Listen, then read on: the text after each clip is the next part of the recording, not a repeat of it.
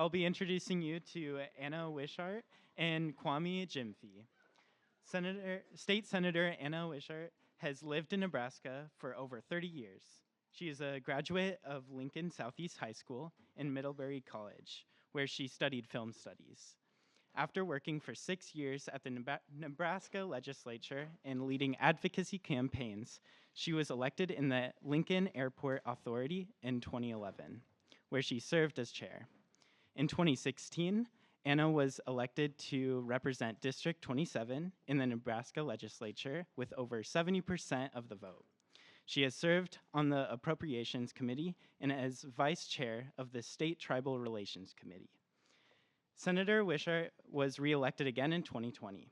Senator Whishart is also the External Relations Director for Monolith Industries. Kwame Gyamfi is the Northeast High School Community Coordinator for Civic, Nebraska. He creates effective and durable programs for the teens in the Rocket CLC, one of the 6 community learning centers run by Civic, Nebraska.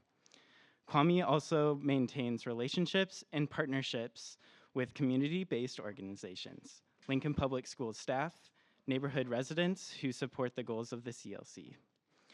Kwame is an award-winning writer, a historian, a facilitator for equity, inclusion, diversity, an artist, and a business owner. He also specializes in African history and culture. His short fiction, Black Violas, was honored with the grand prize for the prose by Illuminations magazine in 2014.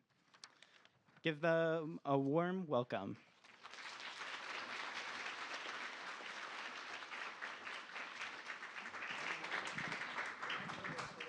Mic check, mic check, mic check. Mic check. There we go. We're good. Okay, We're good. Can we turn it up just a little bit? Can we turn the mic Can you up all just a hear little us bit? all right? Yeah. Okay, good. So I am going to be moving around a lot, just so you guys know. I like to be interactive with the audience. And I know you guys have been sitting listening to some great speakers all day today. And then you guys had some good nachos and everything else. So we're going to try to get you back to level with us for the next 30 minutes or so. I ask that you give me your time. Time is the most valuable thing that I have. I'm going to say that one more time. My time is the most valuable thing that I have. It is more valuable than any money, family, or education. And the reason why is without time, I could not have all those. So for the next 30 minutes, I ask that you guys dial in to what me and the senator have to say. You're going to learn some great things. And hopefully, it'll be a part of that ripple effect. That ripple effect means that something I say today becomes part of your core memory. And 20 years from now, you'll make a decision based upon what you learned today. All right, here we go. That at all before I get going? No, you keep going. That was good energy. Okay, so we're going to do an exercise real quick, and we're going to do this exercise as kind of like a heat check. I'm going to say 1 clap, and everybody's going to clap their hands once. And then I'm going to say 2 claps, and everybody's going to clap their hands twice. Nod your head if you guys know what I'm saying here. You guys with it? 1 clap, 2 claps. Okay, that was okay. That wasn't quite as crispy as it could have been, but we're going to come back later on, and we're going to revisit that to make sure you guys are still with us, all right? Okay. Before we get into the meat and taters of it, I just want to lead off with a piece of information. A couple years ago, I was able to meet Jamie Cassip. He is one of the inventors of the Chromebook. You guys know what a Chromebook is, right? All of you guys got to use them Chromebooks. So Jamie Cassip, about 20 years, was one of the people that invented the Chromebook. I had an opportunity to speak to him, and he said to me, there are 2 things that Google is looking for future employees. 1, can you tell a story? And 2, can you solve a problem? So as we're talking today, as we're having this information and we're sharing, I want you guys to be thinking about those 2 things. Can you tell a story, and can you solve a problem?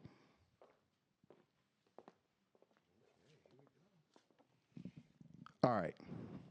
You've seen the movies. The world is destroyed. The air is unbreathable. It's like Fury Road and destruction and terror, and it's fear, right? You guys know what I'm talking about. I'm sure you've seen a movie like that, post-apocalyptic, and in the beginning of the movie, they'll say, the reason why the world is destroyed is because we messed up something, right? And it makes you feel some type of way when you see that. And it makes you want to do something about it. And it makes you want to come to this summit and learn more. Are you a problem solver? Are you a storyteller?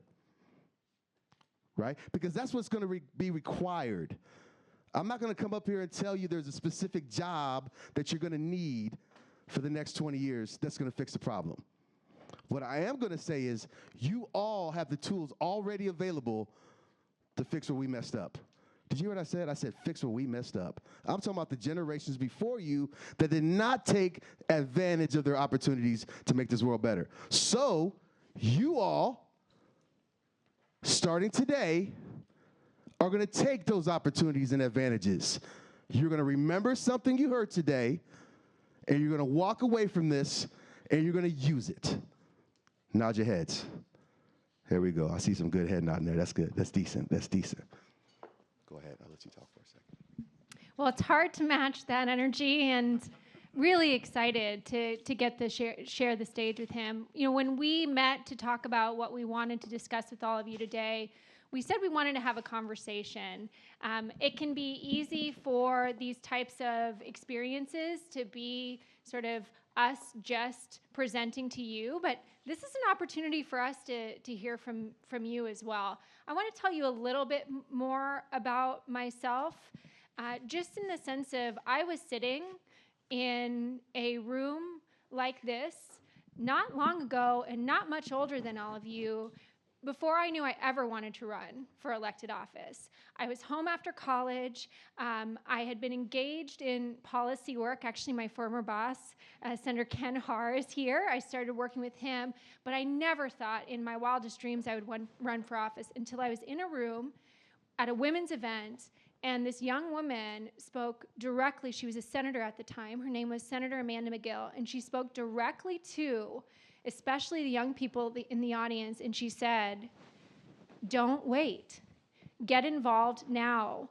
A lot of times you're thinking about the policies that are going on a global or a national scale, but a lot of the policy changes that most affect your life is at the local level, so get involved. And I turned to my mom, who was there with me that day, and I said, I think I want to do this. I feel an obligation to get involved on a local level. Ran for the airport authority. It's an elected board. If you fly out of Lincoln, there's 5 people that help oversee that. And after that, ran for the legislature, and kind of the rest is history. And I wanted to tell you all that because just like what Kwame said, all of you in this room have an opportunity to make a real impact on your local community, whether you decide to stay in Lincoln, which I hope you do, or whether you branch out and go somewhere else. Just think what we'd like to share with you today is to provide you helpful tips and listen to you from your experiences on how you can be really effective and dig in supporting an issue that you really care about. In this case, the issue we're focusing on is how we can protect and support our environment. So, you guys have already heard some people talk about some things that you can do, some techniques that you can do. But what I wanted to do is take a second and focus on you. Anyone that does this work over a period of time is going to undergo stress, right? This is not easy work that you get involved with. This is stressful. So we're going to take a minute and address that issue of stress and how we're going to deal with it. We're going to do that by taking a deep breath. Raise your hand if you took a deep breath today. Ooh, I see a lot of people didn't raise their hands. That's crazy. That is really crazy. All right, so what I need everybody to do is stand up for a minute. Everybody stand up. When you see the things that you see on TV, when you read the things that you read in the paper, when you're scrolling on your social media and you see floods and disasters and you say to yourself, oh my gosh, is this my future? What are we going to do? The first thing I want you to do is take a deep breath. So we're going to do that together. We're going to take a deep breath in our nose and slowly out our mouth. Deep breath in and slowly exhale. We're going to do that one more time because I thought that was a good one. Deep breath in and slowly exhale. Okay, go ahead, have a seat.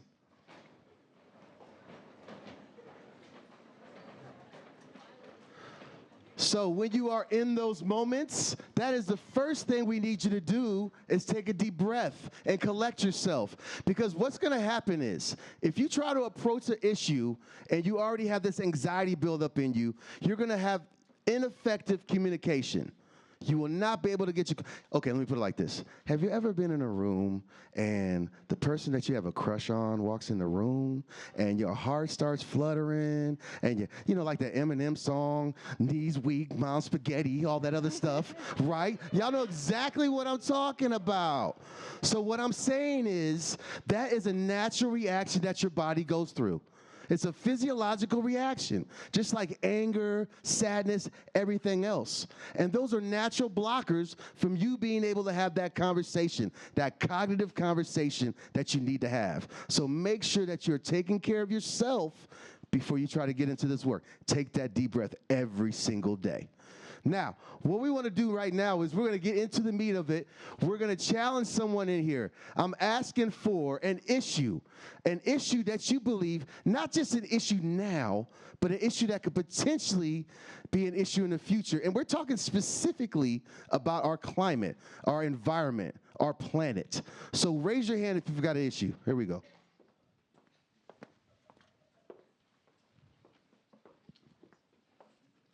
Fast fashion, populations of clothes getting into our climate.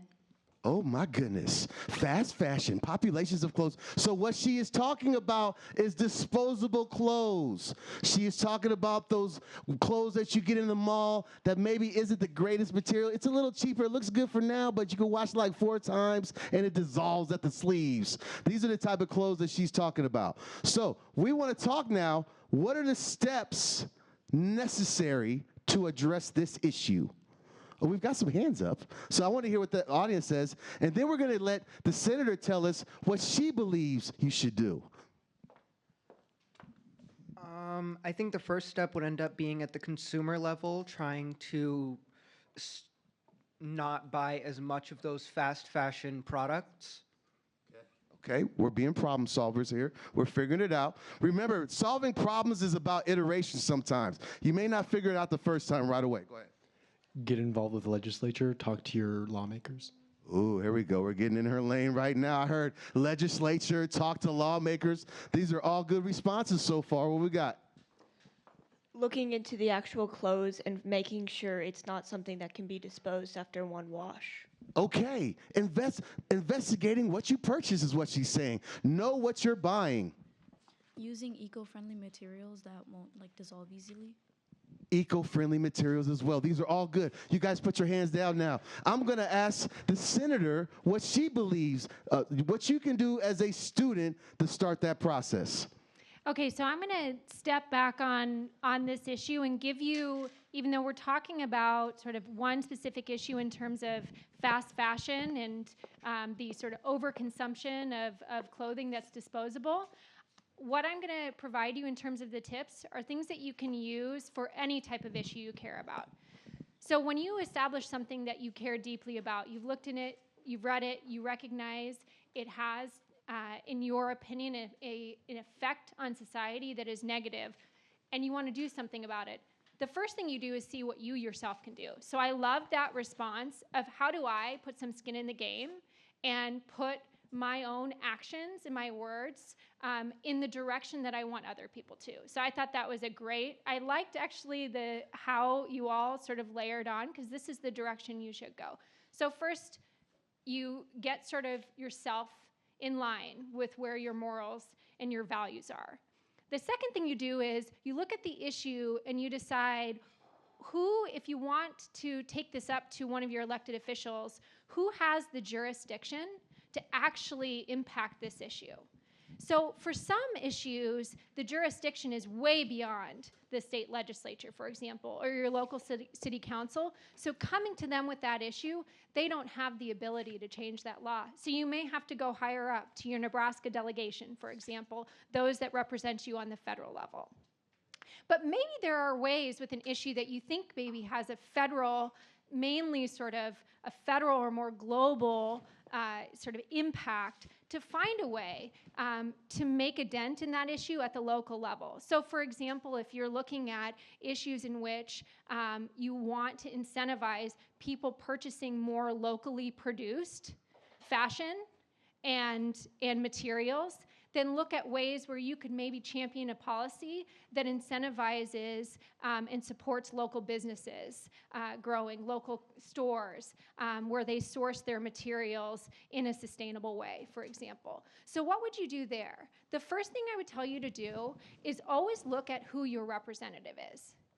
Even if there's somebody who you think is not going to support you on this issue, I can guarantee you, everyone, they are going to be disappointed that you didn't go to them. I can't tell you how many elected representatives absolutely love hearing from young people in their district. I'm one of them. We don't hear a lot of times from young people in our district, and it doesn't matter what political affiliation someone belongs to, they are going to want to hear from you, and they are going to want to be a representative where you first think to come to them. So that's the first person you should go to.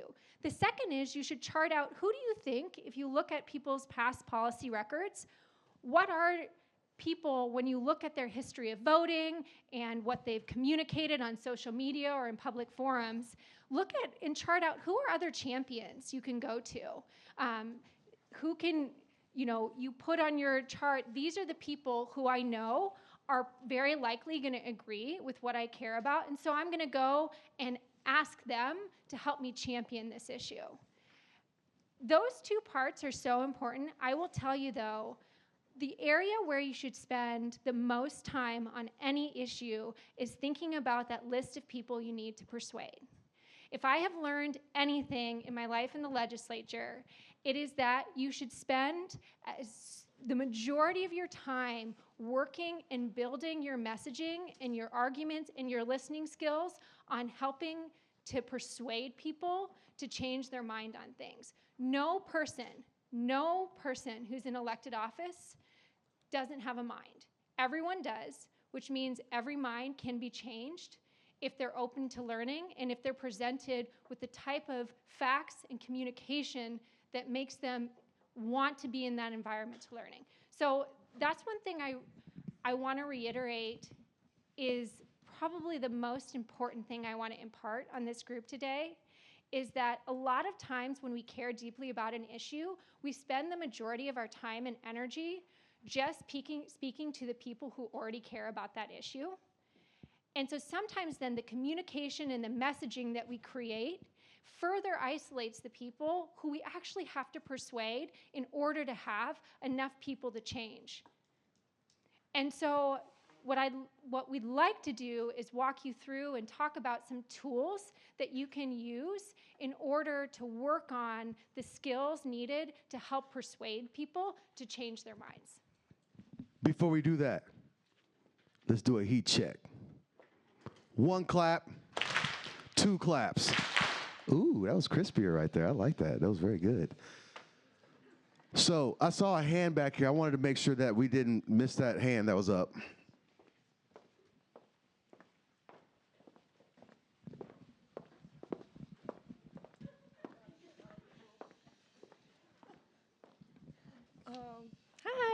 Hi. I just want to say that social media can be super helpful with that kind of stuff that you were saying, and I thought it was kind of funny because no one mentioned thrifting, and I think a lot of people in here probably thrift because I come from an art school, so but I think that especially talking about kind of the equity of it, because not everyone can afford to shop super local because most of the time it costs more, but people that are more fortunate probably can do that, and then people who are less fortunate can thrift and stuff because it's really inexpensive, but it's still good for the environment. So yeah. Whether you have money or not, you should be thrifting, because that's recycling. But yes, so what I want to do is piggyback off of what the senator was saying. Knowing who to talk to about issues is important. One of the things that you guys do not get taught in school is about networking, right? Literally, you don't get taught networking. Those that know how to network, those that know how to connect with people, are those that get things done. So what that means for you is when you leave here, you want to be networking with those people that are in those areas that you want to be involved in. Sending emails, ask them if you can reach out, ask them if you can get them some coffee, anything like that, if they have any time to speak with you. And then when you get the opportunity to talk to them, don't waste their time. Make sure you know what you want to talk about. Have some issues. Now, they may not even want to talk about issues. They just want to sit down, have a cup of coffee, and enjoy a conversation with you, which is even better. Build a relationship, then you can have those tough conversations with them. You guys got that? So I want to do a little, speaking of networking, one of the things that's really important, especially as you're either entering or exiting college, is building a network of mentors that are going to support you when you're making these key decisions in your life. And what's really important, and this goes back to that argument I was saying about making sure that you're surrounding yourself and engaging with people who may not agree with you and allow you to really push yourself to see if you can change their mind or maybe they'll change your mind. So I want to do an exercise right now that will help in terms of supporting you in thinking about your network and in particular thinking about your mentorship building. So if you all close your eyes. Okay, so if you will picture a boardroom, a board of directors room, just raise your hand if everybody knows what that looks like. I'm sure you've seen it in movies.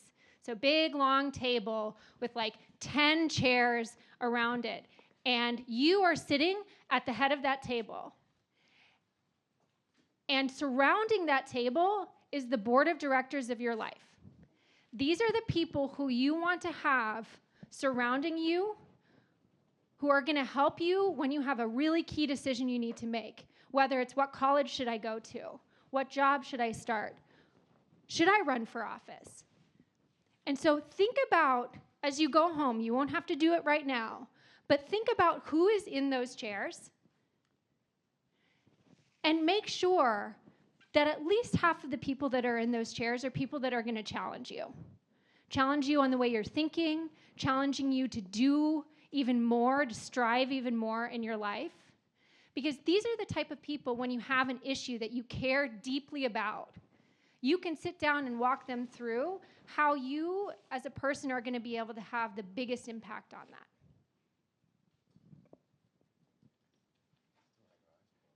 Now you can open your eyes. Y'all was about to fall asleep, weren't you? I saw somebody else. How much time do we have left? 10 minutes. So should we do questions? So, yeah, let's do a really quick recap, and then we'll do some Q&A, okay? So, some of the things we talked about today, taking a deep breath, right? Remember, take a deep breath when you get ready to have these conversations. Learn who the people is that you need to talk to. Don't be afraid of having tough conversations, even when you're challenged. You grow when you're being challenged, right? Be problem solvers and storytellers. Anything else? And make sure you surround yourself with a really good set of mentors. Yes. All right. Let's do some Q&A. Who got some questions? There's a question up over here. All right. I'm getting my steps in today. Senator Whishart, you talked about mentors and having a good community of people that you can look up to and people that can challenge you. How do you go about obtaining mentors, and how do you start that communication of somebody that you want to be your mentor, but you just aren't sure how to communicate with them and how to ask them for that? The best way to do it is if you have identified somebody who inspires you and you know that that is a person that you want to help guide you, I would go up to them and say that very thing. Look, I'd like to get a cup of coffee with you. I have, followed you in terms of your career, for example, or your advocacy, and I'd like to learn more about how I can follow in your footsteps and then grow that relationship. I have found just being that direct, you'd be surprised at how many people will be willing to say absolutely. What are the steps that you take to go up and feel confident on a board and talk what you believe in? I'll answer that one here real quick. So confidence comes in knowing your material. You guys all have something. If there's a song that comes on the radio and you're in your car, you know every word and you jamming out, right? In your car. And you singing, you confident in what now the rest of the world may not know it, but you know you good when you sing that song. So confidence starting with that, having that understanding of the information that you're talking about is the key start. And then also understanding that those people on that board weren't always on that board. They started in the same positions that you guys are in. They had to work their way up to it. If you were to happen to have someone bad in your life that you didn't realize was bad, do you have any way to possibly get rid of them or deal with it?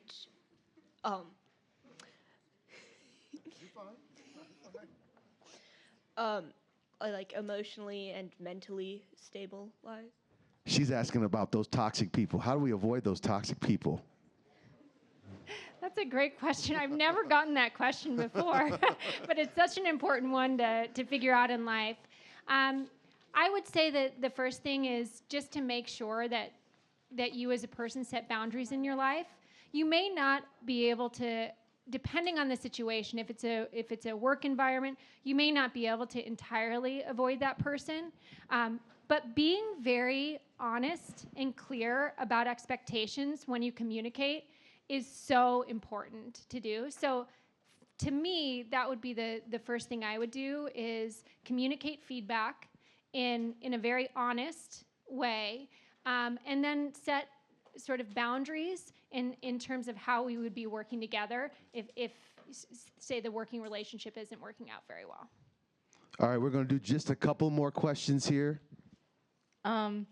I don't really know how to word this question, but how do you like convince people who aren't open-minded to like kind of believe in what you believe in? Because in terms of like climate change, I honestly, all over social media, it really feels like one generation versus another, because I feel like the younger generations are way more open-minded and like understanding of the issue, and older generations are kind of like stuck in their ways.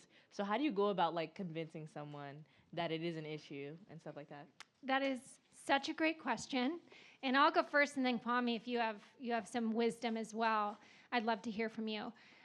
So the first thing I would say is don't do it on social media. It is not a platform that it's good in a lot of ways, but it is not a platform for being able to build trust in terms of communication. I would say the number one foundational element of having a really good conversation with those that may not agree with you is trust. If people trust that where you're coming from is a place of not only feeling passionate and authentic about how you feel, but also curiosity about what leads them to feel the way they do, then you can have a really good dialogue. So I would say as much as possible doing this type of thing one-on-one. The best advice that was ever given to me was from Mary Pfeiffer. If you all don't know her, she's an incredible writer who has been a leader locally in terms of the environment. And she, when I was campaigning and going doors to door, and you get into a lot of conversations where you don't know what political issue is going to come up. And she told me, Anna, if someone says something where at first you're like, wow, I don't think I agree with that, ask them, what in your life has led you to believe that? When you ask that question and people actually explain the history of what led them to feel a certain way, you'd be amazed at how many actually things that you find you have similarities on, and the trust that you build with that curiosity of wanting to learn more before you share.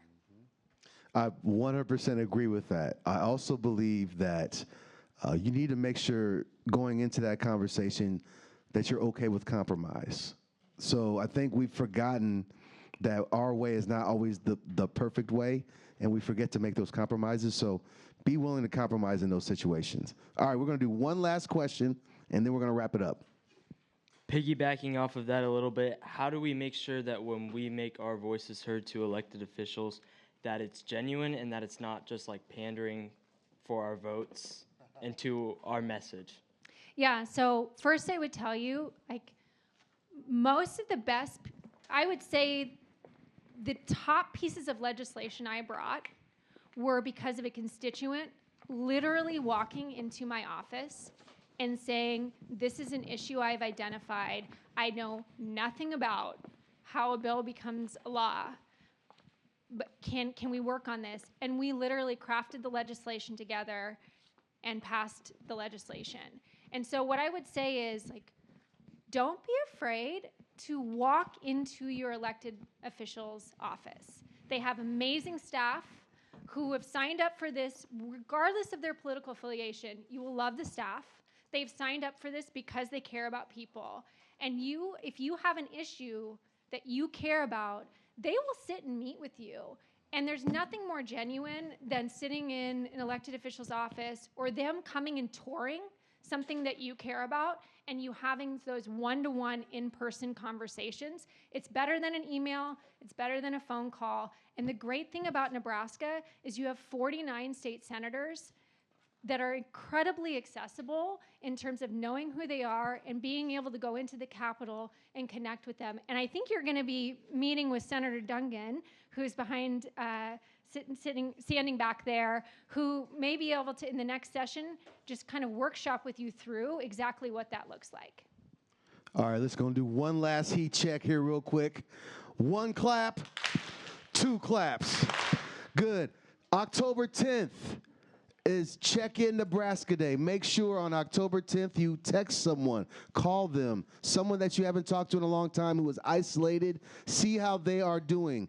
If you're looking for resources to have that conversation, go to civicnebraska.org. We have, and put in check-in into the search, and you can find more information about it. Thank you guys for having us. Enjoy the rest of your day.